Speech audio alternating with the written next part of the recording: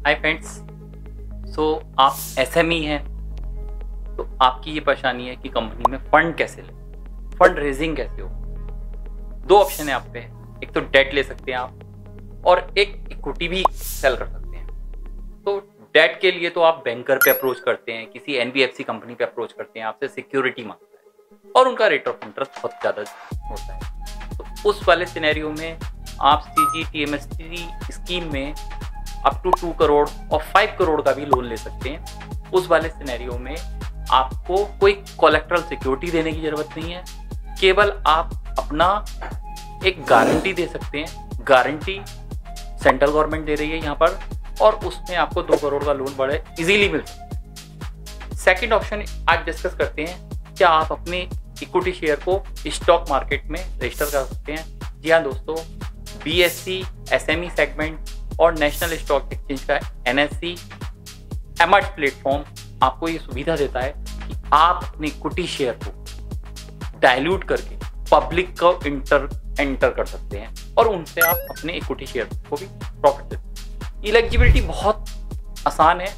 आपकी कंपनी का टर्नओवर चाहे कुछ भी हो, 10 करोड़ से ऊपर है चलेगा और यहाँ पर आपकी 3 साल का ट्रैक रिकॉर्ड देखना है और आपको अपना एनएससी सेगमेंट में या बीएससी स्टॉक एक्सचेंज में आप रजिस्टर कर सकते हैं। प्रॉफिटेबिलिटी होनी चाहिए, लास्ट 3 ईयर में 2 साल में प्रॉफिटेबिलिटी हो। तो यहाँ पर हम डिस्कस करेंगे डिटेल में कि क्या क्या एलिजिबिलिटी क्राइटेरिया है, कैसे क्या प्रोसेस है और उसकी टाइमलाइंस क्या है और आफ्टर लिस्टिंग क्या उसकी कंप्लायंसेस। तो ये सेबी का आईसीडीआर एक रेगुलेशन होते हैं, उसमें इनका पूरा प्रोसेस डिस्क्राइब किया हुआ।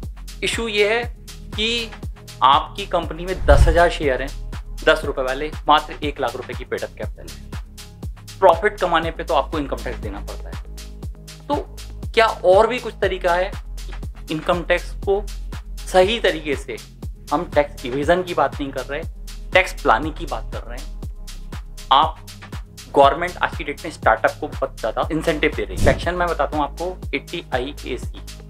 अगर आप स्टार्टअप हैं, जी हाँ दोस्तों, आपकी कंपनी 31 मार्च 2024 से पहले रजिस्टर्ड है, तो आप DPIT में रजिस्टर करा के आप अपना आपको एलिजिबल स्टार्टअप बन सकते हैं। तो जो भी आपके प्रॉफिट आएंगे उन सब की आपको डिडक्शन मिल जाएगी। तो इस तरीके से तो टैक्स तो चला गया। मैन्युफैक्चरिंग में है तो टैक्स रेट काफ़ी कम है, 17% है। ट्रेडिंग में है तो हम उसमें 22% ही लगाते हैं और स्टार्टअप को तो कोई टैक्स देना ही नहीं। तो इस तरीके से आपका जो प्रॉफिट आ रहा है 10 करोड़ का आ रहा है और केवल आपकी पेडअप कैपिटल 1 लाख की आ रही है, तो 10 करोड़ 1 लाख, तो आप इन 10 करोड़ को अपने प्रमोटर को बोनस इशू कर दीजिए। तो आप पे क्या होगा, 10 करोड़ की पेडअप कैपिटल आ जाएगी। फंड लगाया 1 लाख, जो कंपनी ने प्रॉफिट अर्जन किया वो 10 crore in the form of equity आन के कंपनी की बैलेंस शीट में पेडअप कैपिटल के आन के रूप में बैठ गई। तो ये 10 करोड़ की आपकी नेटवर्थ बन गई। इस नेटवर्थ के बेसिस पे आप बीएससी या नेशनल स्टॉक एक्सचेंज में अपने शेयर्स को लिस्ट करा सकते हैं। वहां पर आपको बस डाइल्यूशन 75% करना है, जो पोस्ट इशू की कैपिटल का 75% होगा, प्रमोटर की होल्डिंग रहेगी, रेस्ट 25% पब्लिक आ जाएगी। तो आपकी जो प्राइवेट लिमिटेड कंपनी है वो हम कन्वर्ट करके पब्लिक लिमिटेड करेंगे और उसमें इंडिपेंडेंट डायरेक्टर, वुमेन डायरेक्टर और कंपनी सेक्रेटरी का भी अपॉइंटमेंट होगा। तो इस तरीके से आप एनएससी या बीएससी में आप अपनी लिस्टिंग फीस पे करके अपना ड्राफ्ट रेड हेरिंग प्रोस्पेक्टर वहाँ पर फाइल करना होता है। DHRP के बेसिस पे आप एनएससी से अप्रूवल ले सकते हैं। सेबी की अप्रूवल नहीं चाहिए। NSC in consultation with SEBI यहाँ पर अप्रूवल देती है। उसमें फिर जब आपका इनिशियल इन प्रिंसिपल अप्रूवल आ जाता है तो हम आरओसी में फाइल करते हैं। आरओसी में अप्रूवल आने के बाद हम कंपनी में शेयर्स अलॉट करते हैं। शेयर्स अलॉट करने की मेथोडोलॉजी क्या होती है, वैल्यूएशन होती है। हम मर्चेंट बैंकर से वैल्यूएशन रिपोर्ट लेते हैं, IBBI रजिस्टर्ड वैल्यूअर से भी वैल्यूएशन रिपोर्ट लेते हैं। वैल्यूएशन का भी कोई क्राइटेरिया होता है कि भाई DCF के बेसिस पे क्या है, बट यहाँ पर क्योंकि लिस्टिंग हो रही है तो IPO में IPO प्राइसिंग होती है जो बुक बिल्डिंग के बेसिस पे डिटरमाइन होती है। या अगर बुक बिल्डिंग के बेसिस पे आप नहीं जाना चाहते, आपने सोचा कि आपका जो है कंपनी का प्राइस 250 रुपीज़ पर शेयर आ रहा है, तो आप फिक्स बेस प्राइस पे भी जा सकते हैं। तो आपने ये बोल दिया कि कंपनी के ड्राफ्ट राइटिंग हेयरिंग प्रोस्पेक्टस में मैं 245 रुपये का शेयर अलॉट करना चाह रहा हूँ, तो पब्लिक उस पर पैसा लगाएगी। और अगर आप बुक बिल्डिंग के प्रोसेस पे जा रहे हैं, तो आपने एक रेंज दे दी कि 200 से 250 रुपये तक का मेरा रेंज रहेगा बुक बिल्डिंग का, इसमें आप अपना कोट कीजिए। तो जो ज़्यादा कोट करेगा 250 पे या 240 पे, हम प्रेफरेंस उनको देंगे शेयर अलॉटमेंट करने से। ये हम पूरा डिटेल में डिस्कस लेते हैं कि क्या क्या प्रोसेस होते हैं। तो आइए वीडियो को हम आगे बढ़ाते हैं। तो friends, let us discuss what is SME in detail. So आप स्मॉल इंटरप्राइजेस भी हो सकते हैं, आपका 10 करोड़ से कम investment in plant and machinery है और 50 करोड़ से कम आपका टर्नओवर है, या आपका 50 करोड़ से कम का आपका investment in plant and machinery है, तो आप मीडियम इंटरप्राइजेस बन सकते हैं। बट जैसी आपकी टर्नओवर 200 करोड़ से ऊपर हो गई, तो आप मीडियम इंटरप्राइजेस के बाहर। तो इंडिया में तो जगह जगह छोटे छोटे SME बने हुए हैं, वो SME को फंडिंग की दिक्कत है। तो आज हमने डेट रूट तो डिस्कस किया ही, इंटरेस्ट पे करना होता है, बैंकर के पास जाना होता है, वो कलेक्ट्रल सिक्योरिटी मांगते हैं। बट क्यों ना हम अपनी इमेज इतनी अच्छी बनाएं पब्लिक में, अपने शेयर्स को पब्लिक में ऑफर करें और बॉम्बे स्टॉक एक्सचेंज के पास अपने शेयर्स को लिस्ट करें। क्या दोस्तों, ये हमारा बॉम्बे स्टॉक एक्सचेंज है, यहाँ पर SME सेगमेंट है, अलग वेबसाइट है। इस तरीके से एक NSE सेगमेंट भी है, जो NSE स्टॉक एक्सचेंज में एमर्ज प्लेटफॉर्म है, तो वहाँ पर अपने शेयर्स को आप लिस्ट करा सकते हैं।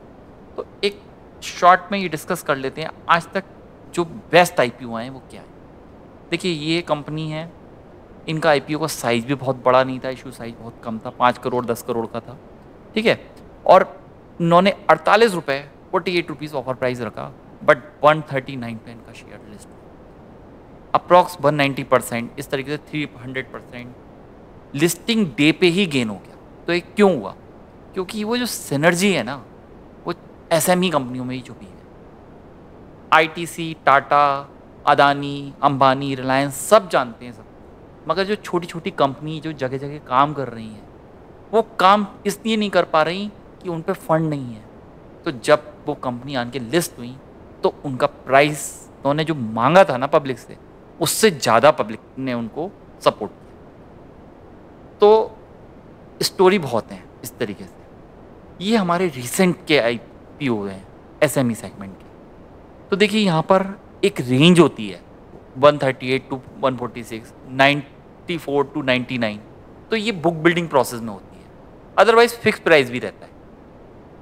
इशू का साइज़ भी ज़्यादा बड़ा नहीं है, छोटे छोटे इशू के साइज़ के शेयर्स भी SME सेगमेंट में लिस्टेड हो रहे हैं, 4 करोड़ से लेकर आप देखिए, और 100 करोड़ 190 करोड़ का भी आप देखिए यहाँ शेयर लिस्ट हुआ है। तो क्या है, आपका 100 रुपीज़ का सपोज वैल्यूशन आया और आपका फेस वैल्यू 10 रुपीज़ है, तो 90 रुपीज़ आपने अपने शेयर्स का सिक्योरिटी प्रीमियम पब्लिक से मांगा है, तो वो तो सिक्योरिटी प्रीमियम में जाएगा, बाकी पेड अप कैपिटल में। इस तरीके से आपको लीड मैनेजर, मर्चेंट बैंकर और मार्केट मेकर अपॉइंट करना होता है। CAs का क्या रोल है? वो ड्यू डिलिजेंस करते हैं, आपके लास्ट 3 ईयर के फाइनेंशियल स्टेटमेंट को रीस्टेट करते हैं, ठीक है। वो एज पर अकाउंटिंग स्टैंडर्ड भी हो सकते हैं, या Ind AS की, आप किसी कंपनी में ऑलरेडी रजिस्टर्ड है, आपको रिक्वायर्ड है Ind AS में बनाने के लिए as per IFRS converse version, तब आपको अदरवाइज रिक्वायरमेंट है। SME IPO के लिए कोई Ind AS की भी रिक्वायरमेंट नहीं। तो जो आपका ऑडिटर होगा, that should be peer reviewed होना चाहिए। अब हम बात कर लेते हैं यहाँ पर कि क्या क्राइटेरिया है, एलिजिबिलिटी क्या है बॉम्बे स्टॉक एक्सचेंज SME में आने। तो 3 करोड़ रुपए का आपका post issue paid up capital होना चाहिए, नेट वर्थ आपकी 1 करोड़ से ऊपर होनी चाहिए पिछले 2 सालों में, नेट टेंजिबल असेट आपकी 3 करोड़ से ऊपर होनी चाहिए, ठीक है। ट्रैक रिकॉर्ड होना चाहिए, एबिटा होना चाहिए पिछले 3 सालों में 2 सालों का, ठीक है। कोई डिसिप्लिनरी एक्शन नहीं पेंडिंग होना चाहिए, कोई डिफ़ॉल्ट नहीं करा हुआ होना चाहिए बैंकर का। वहाँ पर भी तो आप सिबिल का रिकॉर्ड देखते हैं कि प्रमोटर ने कोई डिफ़ॉल्ट तो नहीं किया। अगर नेम चेंज हुआ है कंपनी का, तो हम ये देखेंगे कि 50% उससे ज़्यादा आपका रेवेन्यू आया है नेम चेंज होने से। तो ये बात यहाँ देखी जाए। NSE एमर्ज प्लेटफॉर्म है नेशनल स्टॉक एक्सचेंज का। यहाँ पर क्राइटेरिया है कि 25 करोड़ से कम का आपका पोस्ट इशू साइज होना चाहिए और ट्रैक रिकॉर्ड 3 साल से ऊपर होना चाहिए। नेट यहाँ पर भी नेटवर्थ पॉजिटिव होनी चाहिए और ऑपरेटिंग प्रॉफिट पिछले 3 साल में आपने प्रॉफिट कमाए हुए हों। और अगर आप कोई स्टार्टअप हैं या आप एमर्ज ITP प्लेटफॉर्म पे आप आना चाह रहे हैं तो हम एक एडिशनल क्राइटेरिया ये भी लगाते हैं कि आपको क्वालिफाइड इंस्टीट्यूशनल बायर को भी आपको मिनिमम अलॉटमेंट। तो दोस्तों यहाँ पर QIB जो मर्चेंट बैंक म्यूचुअल फंड हैं और बड़े बड़े बैंकर हैं वो पैसा लगाते हैं, वो उन्हीं कंपनी में पैसा लगाते हैं जहाँ पर कंपनी में पूरी एनालिसिस कर लेते हैं तभी लगाते हैं। तो एक पब्लिक को रिलायबिलिटी मिल जाती है कि हाँ QIB ने HNI में पैसा लगाया हुआ है, तभी रिटेल आते हैं। तो अगर हम बात करें नॉर्मली रिटेल 15% तक होता है।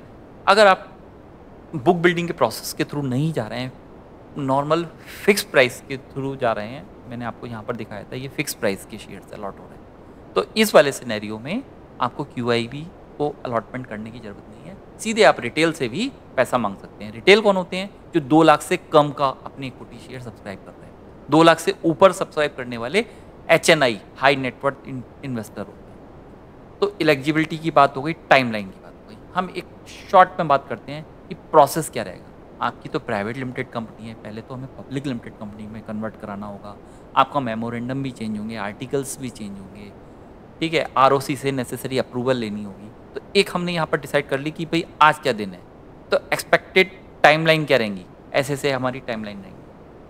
आपको मैनेजिंग डायरेक्टर अपॉइंट करना है, होल टाइम डायरेक्टर अपॉइंट करना है, बाहर से भी कुछ इंडिपेंडेंट डायरेक्टर अपॉइंट करने हैं, एक उसमें वुमेन डायरेक्टर भी होनी चाहिए क्योंकि कंपनी की पेड अप कैपिटल 10 करोड़ से ऊपर हो गई तो यहाँ पर आपको कंपनी सेक्रेटरी की भी रिक्वायरमेंट है, ठीक है। आपको कमेटी फॉर्म करनी है, ऑडिट कमेटी फॉर्म करनी है, एक आपका ISIN नंबर आएगा NSDL CDSL से, आपके शेयर्स डीमैट फॉर्म में हो जाएंगे। ऑडिट जो होगा आपका पीर रिव्यू ऑडिटर ही ऑडिट करेगा क्योंकि वह SEBI ICDR रेगुलेशन 2018 की रिक्वायरमेंट है, ठीक है। आपको मर्चेंट बैंकर को अपॉइंट करना होगा, मार्केट मेकर को अपॉइंट करना होगा जो IPO से पहले रोड शो करेंगे, जगह जगह एडवर्टीजमेंट करेंगे सो दैट पब्लिक आपका पैसा लगाए। क्योंकि इसकी रिक्वायरमेंट इसलिए है अगर 90% आपकी एप्लीकेशन सब्सक्राइब नहीं हुई तो आपको रिफंड करना पड़ता है। तो सबसे पहले स्टार्ट यहाँ से होता है कि आपको DRHP, जी हाँ दोस्तों, draft red herring prospector NSE पे फाइल करना होता है। NSE उसको आपको इन प्रिंसिपल अप्रूवल देती है आफ्टर कंसल्टेशन विद SEBI, ठीक है। और इन प्रिंसिपल अप्रूवल आने के बाद आपको ROC में फाइलिंग करनी है। कोई पहले से एडवर्टीजमेंट की रिक्वायरमेंट नहीं है, आप इमीडिएट अपना इशू ओपन कर सकते हैं और वो इशू 3 दिन के अंदर क्लोज होगा। उसके बाद आपको विदिन 7 डेज शेयर्स का अलॉटमेंट करना है। जो भी पैसा आएगा एस्क्रो अकाउंट में आएगा और उसको बेसिस पे आपका अगर ओवर सब्सक्राइब हो गया तो यहाँ पर आपको रिफंड करना है, ठीक है। फिर आपको SEBI स्टॉक एक्सचेंज में फाइलिंग करनी होगी कि कितना हमारा मनी आया, उसमें अलॉटमेंट कितना करा, कितना रिफंड कर दिया एस्क्रो अकाउंट से। तो ये नेसेसरी कंप्लाइंसेस हैं। फिर आपकी ट्रेडिंग नॉर्मली आपका शेयर मार्केट में लिस्ट हो जाएगा और जैसे मैंने बताया कि हो सकता है वो ओवर सब्सक्राइब हो और आप मांग रहे हैं 50 रुपीज़ का शेयर बट पब्लिक ने उसको इतना सेकेंडरी मार्केट में बाइंग करी कि उसका जो है लिस्टिंग डे में भी कुछ गेन हो सकता है। तो ये इस तरीके से आपकी एक्चुअल वैल्यू पता लगती है। तो अब हम आते हैं कंप्लायंस में। जी हाँ दोस्तों, जब एक बार आप शेयर्स लिस्ट करा लिए तो कंप्लायंस बर्डन तो बढ़ी जानी है। वैसे भी तो कंप्लायंस बर्डन बढ़ी भी है, बैंक से लोन लिया हुआ है आपने, बैंकर को आपको जो है समय समय पे स्टॉक स्टेटमेंट देना होता है। बट यहाँ पर आपको हाफ ईयरली फाइनेंशियल रिजल्ट आपने लिमिटेड रिव्यू करानी है अपने स्टैट्यूटरी ऑडिटर से जो पीर रिव्यू है, ठीक है। यहाँ पर शेयर होल्डिंग पैटर्न देना है कि भाई हमारा शेयर होल्डिंग पैटर्न क्या है, तो ये आपको स्टॉक एक्सचेंज पे देना होता है। तो ये हम बात कर रहे हैं SME प्लेटफॉर्म पे क्या क्या कंप्लायंसेस हैं। अगर आप एक बार माइग्रेशन चाहते हैं, आपने SME प्लेटफॉर्म से माइग्रेट करना चाहते हैं मेन बोर्ड पे, तो आप मेन बोर्ड पे नॉर्मली माइग्रेट कर सकते हैं। तो मेन बोर्ड और SME प्लेटफॉर्म में क्या फ़र्क है? सिंपल आप देखें, यहाँ पर फ़र्क है ट्रेडिंग लॉट का। आप अदानी का एक शेयर खरीद सकते हैं मेन बोर्ड पे, दैट इज़ पॉसिबल। बट यहाँ पर आपको 1 लाख रुपए या जो भी यहाँ पर लॉट साइज़ है ना, वो उससे ऊपर ही खरीदेंगे। तो लॉट साइज़ का डिटर्मिनेशन होता है कि सेबी ने उसका क्या करा हुआ है, मैं आपको दिखाता हूँ कि सेबी साइज के लिए सेबी ने एक सर्कुलर इशू किया हुआ है। अगर आपका शेयर 1000 रुपीज़ से ऊपर है तो आपका लॉट 100 का होगा, ठीक है ना। आपका शेयर 90 to 100 है तो 1200 का लॉट होगा। तो इस तरीके से लॉट साइज डिटरमाइन होता है। तो वो लॉट किस पे एप्लीकेबल होता है, एसएमई प्लेटफॉर्म पे एप्लीकेबल होता है, not applicable in case of mean. ठीक, तो यहाँ पर 100% अंडर राइटिंग की रिक्वायरमेंट है, मार्केट मेकिंग की रिक्वायरमेंट है, मेन बोर्ड में नहीं। तो आप एसएमई में चलते रहिए, आगे बाय इन बोर्ड में मार्केट कर लीजिए। आप आइए दोस्तों, अब ये देखते हैं क्या क्या बेनिफिट है आपको एसएमई शेयर्स लिस्ट कराने में। पहली बात तो आप पब्लिक में आ गए, आप अपने इक्विटी शेयर को बेच के आप मनी ले सकते हैं, ठीक है। पहले आप पे केवल ऑप्शन था मार्केट में एनबीएफसी पे या बैंकर के पास कोई कोलेक्ट्रल सिक्योरिटी देके ही आपको लोन मिलता था, बट अब आपको पब्लिक से भी पैसा मिल रहा है। पब्लिक आपकी सिनर्जी के बेसिस पे आपकी कंपनी में पैसा लगा रही है। सेकेंडरी मार्केट में आपके शेयर्स ट्रेड हो रहे हैं, तो उसकी आपको अपनी वैल्यू पता चल रही है कि हमारी कंपनी में का शेयर्स कितने का वैल्यू मार्केट में फ्लोट हो रहा है और हमारी कंपनी की इंट्रिंसिक वैल्यू कितनी है, ठीक है। तो इस तरीके से आपको मार्केट के भी एडवांटेज आने शुरू हो जाएंगे एक बार आपका एनएसई या बीएसई एसएमई सेगमेंट में रजिस्ट्रेशन हो जाता है। और इक्विटी शेयर जब लिस्टेड हो गया तो बेसिक एग्जम्पशन भी मिलेगी आपको 1,25,000 तक, कोई लॉन्ग टर्म कैपिटल गेन नहीं देना, उससे ऊपर आपको 10% विदाउट इंडेक्सेशन टैक्स देना है, ठीक है। एसटीटी लगेगा और शॉर्ट टर्म कैपिटल गेन पे 20% शेयर्स टैक्स होंगे। तो इस तरीके से भी आपके प्रमोटर को अपनी शेयर्स की प्राइसिंग मालूम हो जाती है। तो मैंने दिया दोस्तों यहाँ पर ये भी डिस्कस करा था कि बुक बिल्डिंग प्रोसेस में एक रेंज होती है, ठीक है। तो यहाँ पर हम एक एग्जाम्पल के थ्रू इस बात को समझ लेते हैं कि क्या बुक बिल्डिंग प्रोसेस होता है। सपोज़ मेरी रेंज आई, मैंने 601 से 650 तक मैंने अपना बुक बिल्डिंग रेंज डिसाइड करी कि मैं इतने पे शेयर अलॉट करूँगा, ठीक। तो इन्वेस्टर ने पैसा लगाया 640 पे, उसने बिड डाली कि मैं इतने पे अलॉट करूँगा, तो मैं फर्स्ट प्रेफरेंस उसको दूँगा। सेकंड प्रेफरेंस मैं उसको दूंगा जिसने 639 उससे दी, और लास्ट प्रेफरेंस मिलेगी जिसको 601 पे। तो इस तरीके से कट ऑफ प्राइस डिसाइड होता है, उसके बेसिस पे अलॉटमेंट होती है शेयर्स की। फिक्स प्राइस में कोई ऐसा नहीं है, आपने जो वैल्यू करी अपनी शेयर्स की, मर्चेंट बैंकर ने वैल्यूशन दी, उसी बेसिस पे आप।